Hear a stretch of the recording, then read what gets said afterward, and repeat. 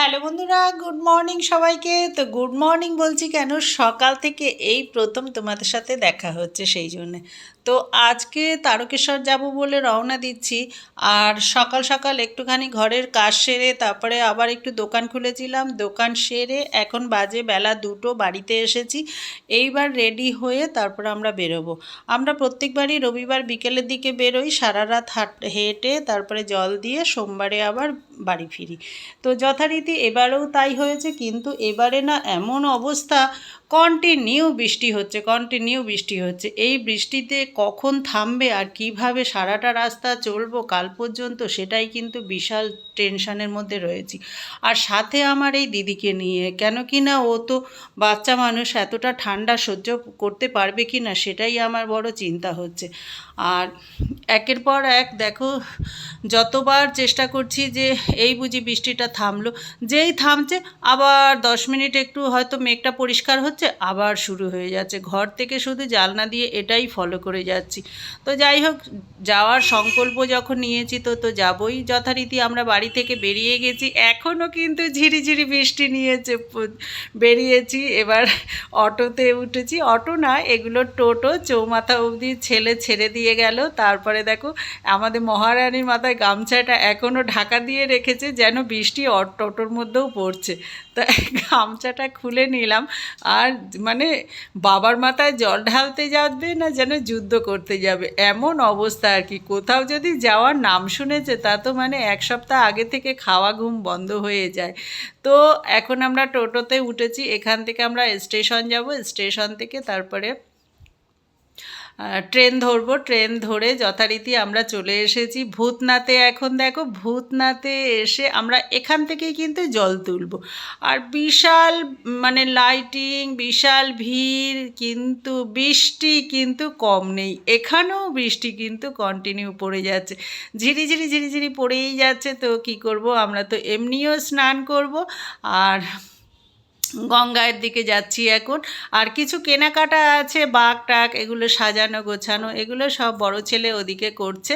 আর ততক্ষণে আমরা একটু এইদিকে বেরিয়েছি মানে ওই চারিদিকটা একটু দেখছি, কোথায় কি আছে, কি কেমন অবস্থা, দেখতে কেমন, এই সবগুলো দেখতে দেখতে দেখো, এই বৃষ্টির মধ্যে রাস্তাঘাট প্যাচ প্যাচ প্যাচ প্যাচ করছে, কাদা কাদা মতন একটা। আর বৃষ্টির ওয়েদারে যতই কলকাতা পাকা রাস্তা হোক না কেন, কিন্তু তবুও একটা প্যাচ প্যাচানি ভাব তো থাকেই। আর কিছু করার নেই, আমাদের সংকল্প পূর্ণ করতে হবে। এখন আমরা গঙ্গার ঘাটের দিকে যাচ্ছি, ওখানে গিয়ে তারপরে আবার বাগটাগ গুছানো, পুজো দেওয়া, মালা টালা দেওয়া, ফুল সব কিছু দিয়ে সেরে টেরে তারপরে কিন্তু আমরা রওনা দেব। আর তার আগে কিন্তু দিদির কিন্তু খুশির আর শেষ নেই। সবাই যে যাই দেখুক না কেন, ওর কিন্তু চোখ শুধু ওই কোথায় খেলনা, কোথায় এই সবগুলো দেখেই যাচ্ছে। এই দেখো কত সুন্দর লাইটিংগুলো করেছে, আরও কিন্তু প্রচুর প্রচুর সারা মানে গঙ্গার সাইড দিয়ে কিন্তু প্রচুর লাইটিংয়ে ঘিরে দিয়েছে। আর এখন কিন্তু অনেকটাই সন্ধে হয়ে গেছে বলে হয়তো তোমাদের সেরকম স্পষ্ট পরিষ্কার দেখতে পাচ্ছ কি জানি না। হ্যাঁ, আর একটা জিনিস কি জানো তো, আমার ফোনটাকে প্লাস্টিক দিয়ে বেশ করে কিন্তু মুড়ে নিয়েছিলাম, কেন কি না নাইলে আমি ভিডিও করতে পারবো না, তোমাদের কিচ্ছু শেয়ার করতে পারবো না সেই জন্যে। আর সেই কারণে এই ছবিগুলো দেখো, গণেশের ছবিটা কিন্তু খুব সুন্দর, খুব সুন্দর। আর প্রথমে যেখানেই আমরা বেরোই, যাই করি না কেন, যা পুজো আজা যাই করি, আগে গণেশজির স্মরণ করে নিই, তারপরে কিন্তু আমরা বেরোই। তা আগেই দিদি দেখো গণেশজির কাছে প্রার্থনা করে নিল, আমরা কিন্তু তারকেশ্বর যাচ্ছি তো বলে এবার আমরা কিন্তু রওনা দেবো। জল তুলছি এখান থেকে এখন। তো দিদি তো মানে খুব স্নান করবে, খুব স্নান করবে। এত বৃষ্টির মধ্যে ভিজেও সবার কিন্তু শীত করছে, একটা শীত শীত ভাব। কন্টিনিউ যদি সারাক্ষণ যদি ভিজে গায়ে থাকো তবে শীত করবে না বলো? আর যদি এমনি ওয়েদারটা কিন্তু খুবই ঠান্ডা ওয়েদার, কেননা সারাক্ষণ যেহেতু বৃষ্টি পড়ছে সেই জন্যে। আর তার মধ্যেও দেখো স্নান, দেখো আরও ডুবতে হবে, আরও ডুবতে হবে, বায়না করে চলেছে। তা যথারীতি যতটুকু পেরেছে, আমিও তো কম না, একটুখানি যদি সাঁতার টাতার কাটতে পারতাম তো মজাই হতো। সেই জন্যে কিন্তু আফসোস হচ্ছে যে যেহেতু সাঁতার কাটতে পারলাম না। অন্য অন্য বারে একটু বেলাবেলির দিকে আসি, বিকেল বিকেল দিকে, তখন বেশি একটু সাঁতার টাতার কেটে তারপরে কিন্তু জল টল ভরে আমরা রওনা দিই। আর এবারে সন্ধে মতন হয়ে গেছে তো, যার জন্যে কিন্তু না আর সাঁতার কাটতে পারলাম না। এইটা আমার কিন্তু খুব আফসোস হচ্ছে, যাই বলো না কেন, কেননা এগুলো আমার একটা নেশা, জানো তো। তো যথারীতি এখন কিছু করার নেই, এখন তো সাঁতার কাটতে গেলে হবে না, এখন তাড়াতাড়ি করে স্নান সেরে আমরা এবার সব কিছু গুছিয়ে গাছিয়ে এবার সকাল একটু বেলাবেলি বলতে কি বেশ সন্ধেও হয়ে গেছে, এখন রওনা দিতেই হবে আমাদের।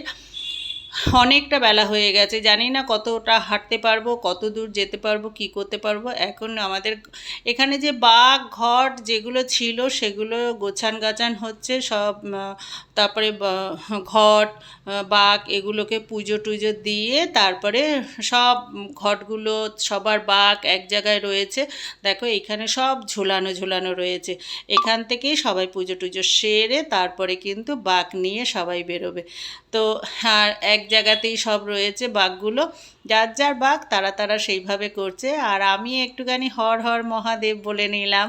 আর এত মানে আওয়াজ না, সেই জন্যে না ভয়েসগুলো সব কিছুই তো তোমরা জানো যারা ভিডিও করো বা দেখো, এই সব জায়গাগুলো প্রচণ্ড আওয়াজ হয় চতুর্দিকের। তো সেই কারণে তো এত আওয়াজ তো নেওয়া যায় না, আমি কি বলছি সেটাই শোনা যাবে না, আমরা কি বলছি না বলছি সব একসঙ্গে মিলেমিশে একাকার হয়ে যাবে। আর প্রচণ্ড সবাই ধ্বনি দিচ্ছে হর হর মহাদেব, হর হর মহাদেব, জয় শিম্বু, জয় শিব শঙ্কর, যে যেমন পারছে সবাই বাবা মহাদেবের নাম নিয়ে আমরা এখন bomb bomb Tarak bomb, bomb bomb Tarak bomb, bomb bomb Tarak bomb বলে বাবা পার করেগা বলতে বলতে আমরা চালু দেখো চলতে শুরু করে দিয়েছি। আর সবার আগে আমাদের এই মহারানী বাঘ তো নেবেই, হাসি মুখে কিভাবে দেখো মানে একদম দৌড়চ্ছে, ওর কোনো রকম কষ্ট বা কোনো রকম অসুবিধা হচ্ছে না বাবা মহাদেবের কৃপায়। ও দেখবে পুরোটাই কিন্তু খুব ভালোভাবেই যেতে পারবে।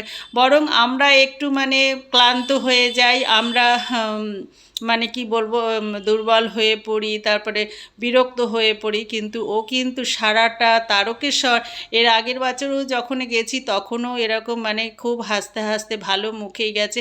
একমাত্র লোকনাথ মন্দিরের ওখানে গেছি যখন আমরা, ওই সময়টা ওই জায়গাটা গিয়ে যেহেতু বসে পড়েছিলাম তখনও একটু টায়ার্ড হয়ে গেছিলো। একবার বসে পড়লে তো শরীর ছেড়ে দেয়, আর তারপরে ভিজা গা অবস্থা। আমি ভাবি এই যে এত বড় বড় কিছু কিছু বাঘ নিয়ে যায়, এরা কত কষ্ট করে কত মানে ধৈর্য ধরে এই বড় বড় বাঘগুলো নিয়ে যায়। আমি সেগুলো দেখছিলাম আর চিন্তা করছিলাম, এক একজন এক টিম আছে তারা প্রচুর বড় বড় বাঘ নিয়ে যাচ্ছে। সবাই দেখো এখানে একটা মা কালীকে সাজিয়ে নিয়ে এসছেন, এরাও কিন্তু কাঁধে করে সবাই মিলে নিয়ে যাচ্ছে। আর ঠিকানাটা কোথায় দেওয়াই রয়েছে ওখানে, ঠিক মতন আমি এত তাড়াহুড়ো করে ওই জন্য ঠিকানাটা আমি তোমাদের দেখাতে পারলাম না ভালোভাবে। আর সবাই কিন্তু খুব দেখো একদম দ্রুত পায়ে কিন্তু চলেছে। হ্যাঁ মানে কি বলবো, এখানেও দেখো এই বাঘটা কত সুন্দর সাজিয়েছে, এক একজন এক এক রকমের মানে যে যেভাবে পেরেছে মহাদেবকে কিন্তু মানে সাজিয়ে দিয়েছে, যার যেমন সমর্থ, যার যেমন মনের আশা আকাঙ্ক্ষা দিয়ে সব কিছু মানে ভালো। বাবা মহাদেব সকলের মনের আশা পূর্ণ করুক, সকলের মনের আশা পূর্ণ করুক, সকলের মনের আশা পূর্ণ করুক। আর সবাই ভালো থাকুক, সবাই সুস্থ থাকুক। আর আগামী দিন আগামী বছর যেন আবার আমরা এইভাবে সকলেই যেতে পারি সেটাই কামনা করি। আর এই আশীর্বাদই মানে আশীর্বাদ চেয়ে নিলাম বাবার থেকে যে এইভাবে সারাটা জীবন যতদিন বাঁচবো চলতে পারি, তা এটাই যথেষ্ট, বেশি কিছু চাই না।